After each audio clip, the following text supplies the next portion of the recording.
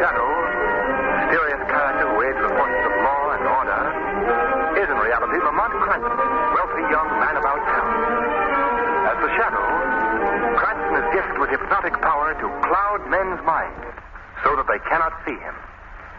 Cranston's friend and companion, the lovely Margot Lane, is the only person who knows to whom the voice of the invisible Shadow belongs.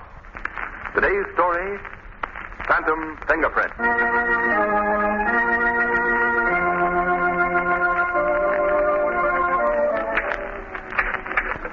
But you must understand, Lord Hawley, I am a woman. No. And let's see. I am a lady. No.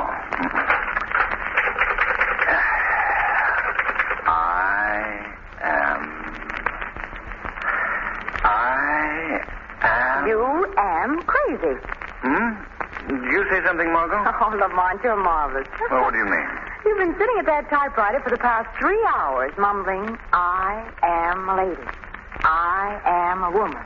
Margot, you just don't understand how an author must search for the right word. Search? There was a manhunt. Well, now tell me, do you think she should say, I am a woman, or I am a lady? Well, it depends on what she is. Well, she's both. Why don't you play safe and just call her a female? Oh, now, there you go again. Now, how do you think it would sound for her to stand up and say, I am a female? Well, I was only trying to help. Oh. Say, haven't you a date with Commissioner Weston to take him to your rehearsal tonight? Oh, that's so. I did want to rewrite this scene and take along with me, though. Well, then call her a woman and let us go with that. A woman isn't bad. It's very good. Yes. I am a woman. Say, that is good. I am a woman.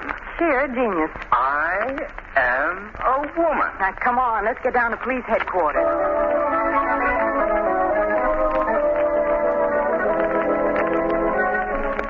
All right, Commissioner Weston.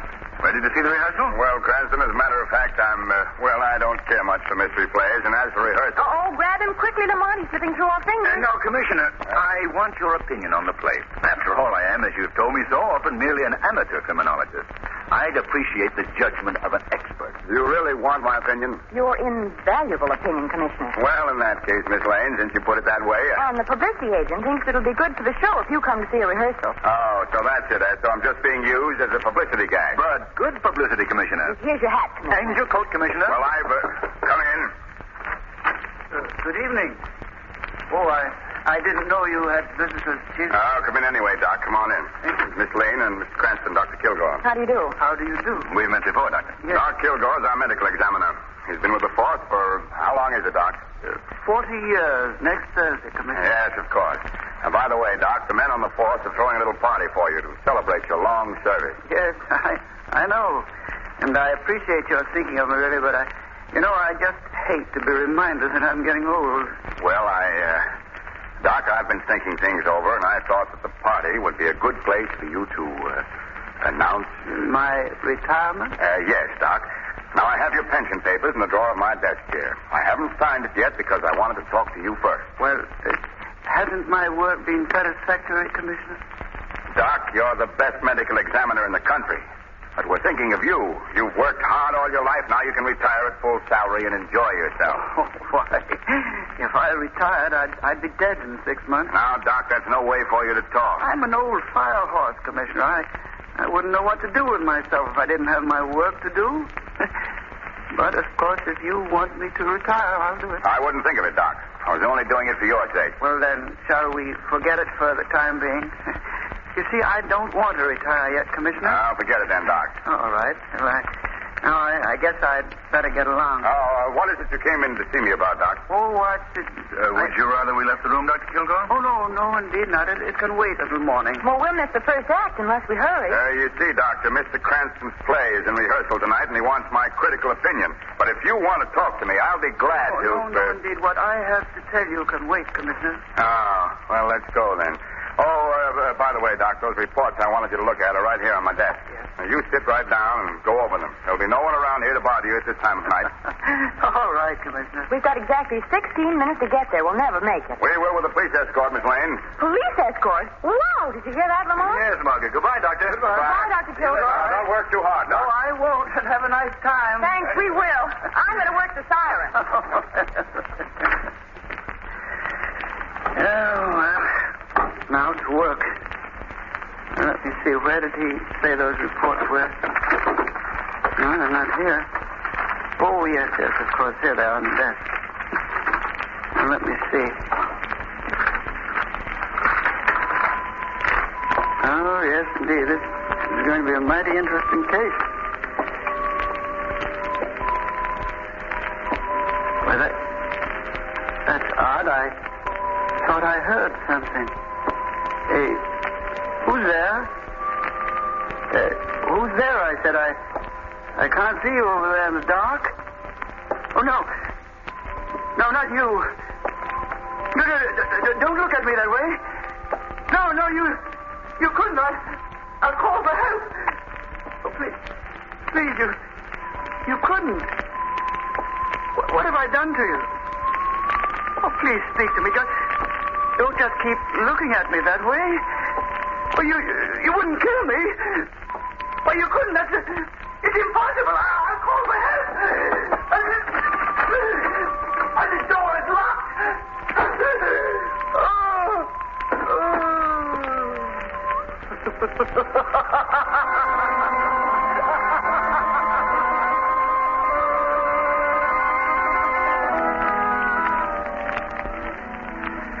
Well, Commissioner Weston, what's your opinion? I think you've got a mighty nice theater here. A mighty nice I think Lamont's more interested in your opinion of his play, Commissioner. Well, of course. Oh, that. Well, now look, Cranston, your villain is supposed to be a master criminal. Yes? Makes a foolish blunder, for one thing. Well, then, you don't think a master criminal would leave his fingerprints around, even by accident? Emphatically, no. Well, I don't see why. You're being paged, Commissioner. Yes, one of my men from headquarters. Guy, what are you doing here, Giles? Well, Dr. Giles, hello. Chief, I've got bad news for you. Doc Kilgore is dead. Dead? What? Why, we just left him 2 hours ago in my office. He's been murdered.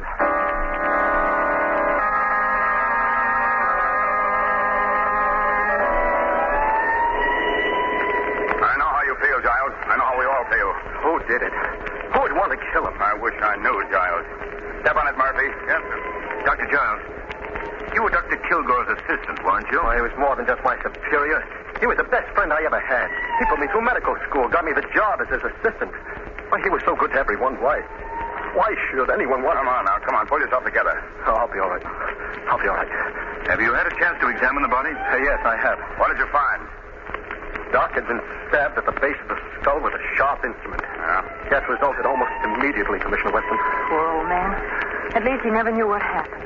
Chief, if it's the last thing I do, I'm going to bring the Doc's murderer to justice.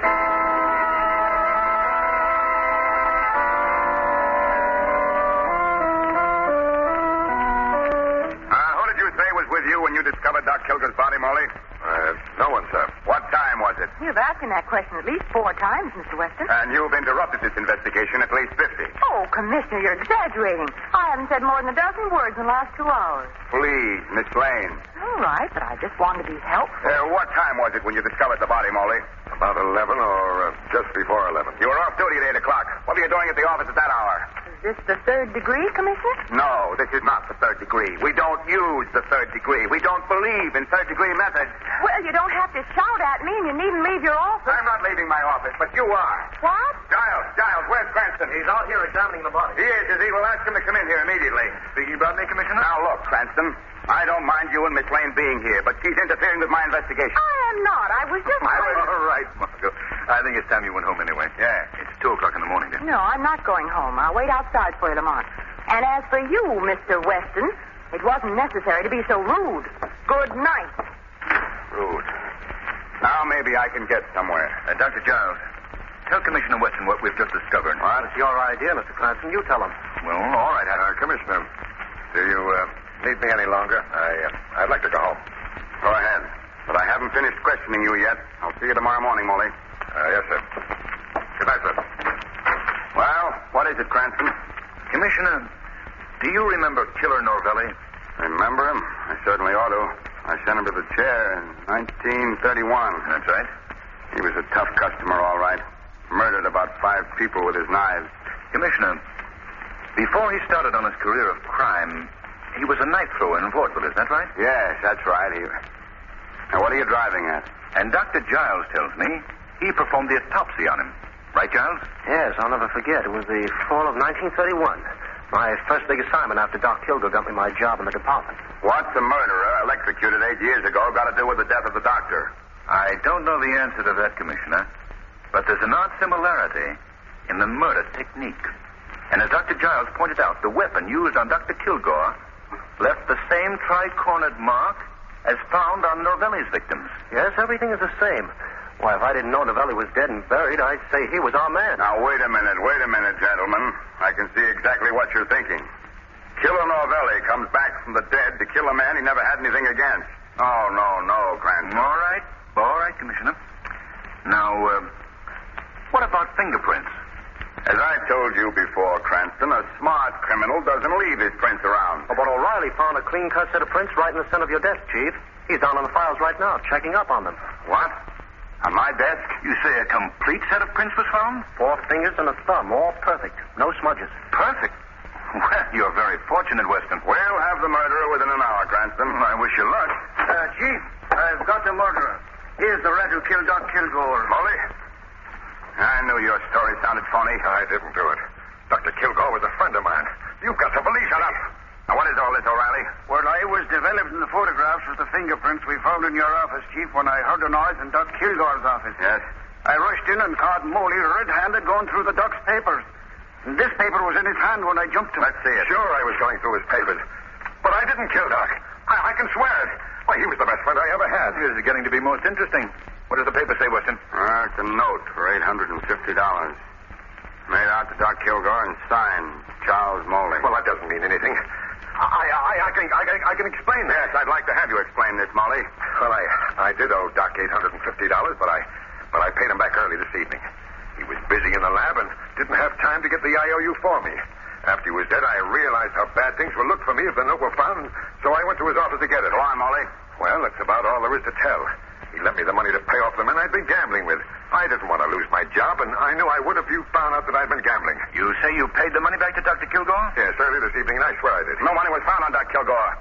Now, I'll tell you what I think, Molly.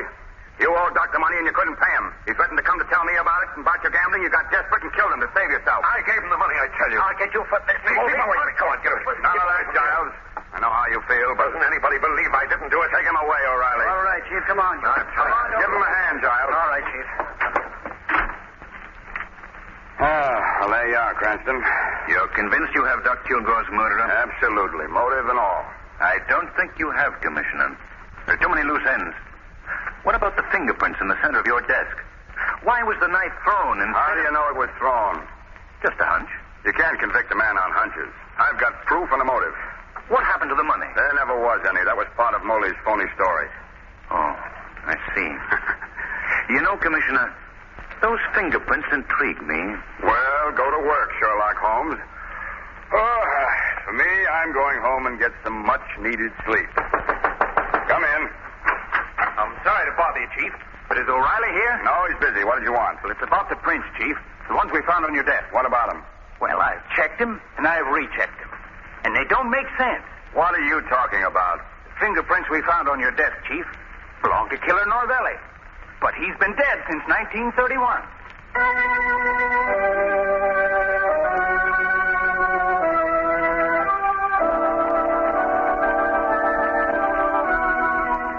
Please, Cranston, go away and don't bother me. I'm too busy to spend my time watching vaudeville acts. After all the excitement last night, I had about 2 hours sleep. Look at this desk, piled with mail. I'll never get through it all. You're missing something, Commissioner. There's a woman knife thrower on the bill who's simply terrific. I don't care if she is simply terrific. I can't... Knife thrower. A most interesting woman, Commissioner Weston. Madam Maria Novelli. Killer Norvelli's widow, you know. Killer Novelli again. Cranston, if I hear that name again, I'll begin throwing things, and it won't be knives. But, Commissioner, don't you think that... Think.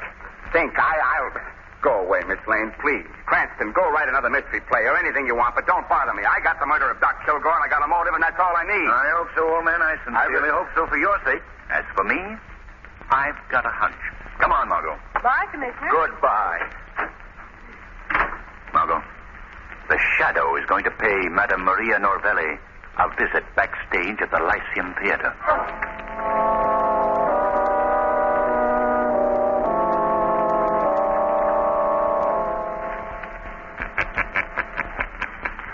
Maria Norvelli. What? Who is there? I can see no one. It is I, the Shadow. You cannot see me, but I can see you. And you must answer my questions. Who are you? What do you want here in Marian Novelli's dressing room? Who murdered Doc Kilgore, Madame Novelli? I don't know what you mean. Is it Killer Novelli? Novelli? No. No, it could not be. He is dead. Novelli was your husband? Yes, but he is dead. Dead, I tell you. That is the truth? That is the truth. He was evil. He killed with the knives, the beautiful knives. I teach him the great art to throw the knives, and he used it to kill. Who else have you taught to throw the knives? Many. But there was one last year I taught him. He was very good. He learned quick. He learned as good as Novelli. I want him to join the act with me, but he... Go on. Go on. He say no. He say he got other reasons.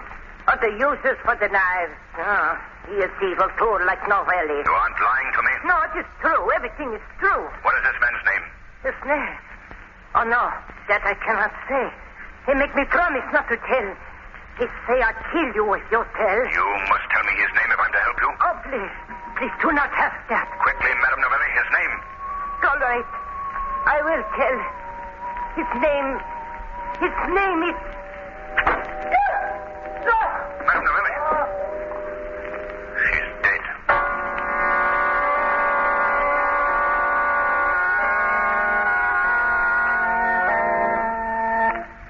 That's the story, Margot.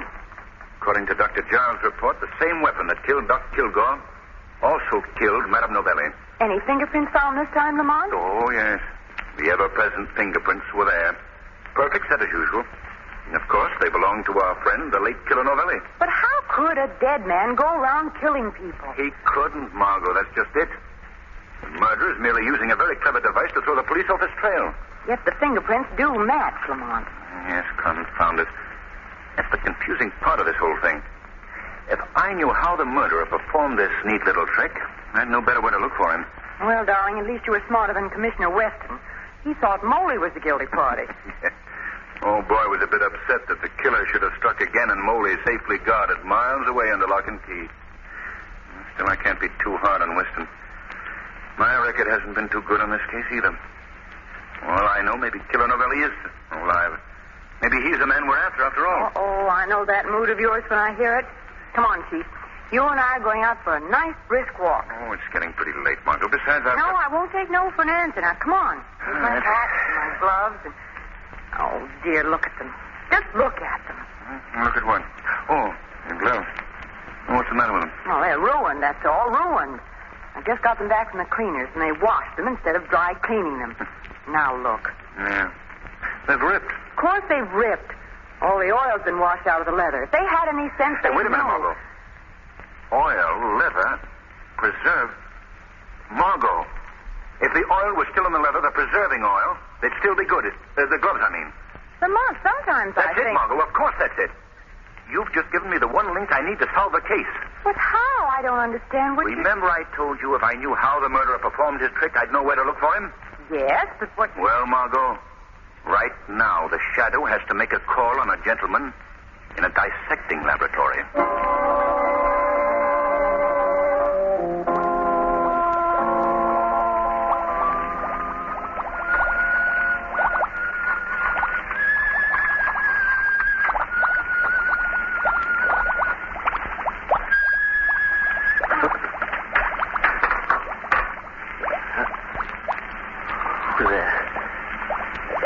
Who's there? Answer me or I'll... It's the Shadow, Dr. Giles. The Shadow? So sorry to interrupt your labors, but I must ask you to give me a very unusual pair of gloves you possess. What? Where are you? I can't see you. No. Unfortunately, you can't see the shadow. I asked you for the gloves. No. What do you mean? You can't know anything about me. I know this, Giles. That only you and Dr. Kilgore would have been able to get the fingerprints of Killer Novelli after he was electrocuted. And with Dr. Kilgore dead, it was pretty obvious who the murderer was. You know a little too much, Shadow.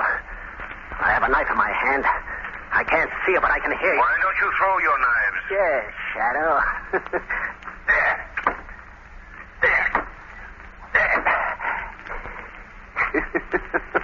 I killed you. No, Dr. Giles.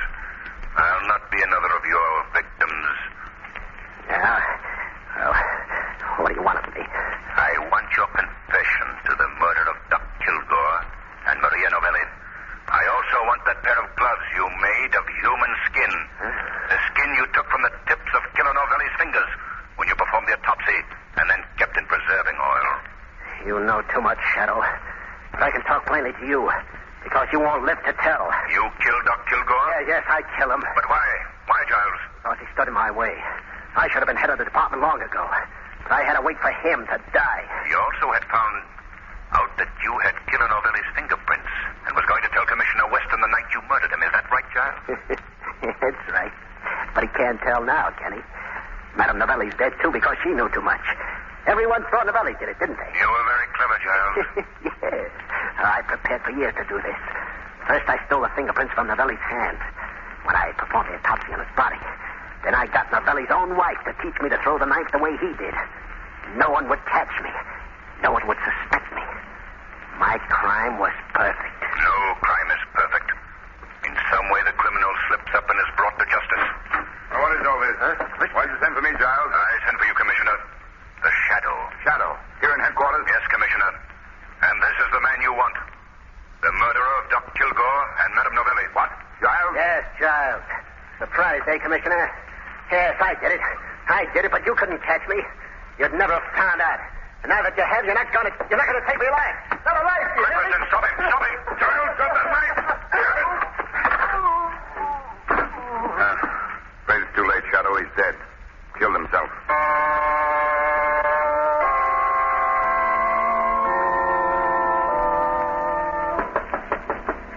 Come in. Hello, Commissioner. Remember us? Huh? Oh, hello, Miss Lane. Cranston. I'm busy. Sit down. Say, Commissioner, I wanted to see you this morning because I have another idea about the Kilgore case. What? Hey, wait a minute. Don't you read the papers? The papers? I broke the case wide open last night. It was Giles. I knew it all the time. Giles? Yeah? Well, what do you know about that? Giles? Well. Do tell us, Commissioner, why did Giles do it? Go out and buy yourself a paper, Cranston. I'm sorry. I've got a luncheon date with the mayor, and I'm late now. You know, Commissioner Weston will actually get to hate you if you tease him too much. Did you notice, Margot? He didn't give the Shadow any credit for the solution of the crime whatsoever. I broke the case last night, Cranston. Oh, but Lamont, that was a horrible case. How could Giles kill the man who was his best friend, who helped him through school, got him his job here? How could he? Well, Margot, Giles was obviously suffering from a persecution complex. He imagined the world was against him. He thought his friends were his enemies. But his twisted brain was a brilliant one. He was devilishly clever. But he paid for his crimes as all criminals do, eventually. Say, that isn't bad. What? That line. I can use that in my second act. You mean just before the heroine says, I am a woman? Yes. No. Oh, Margot.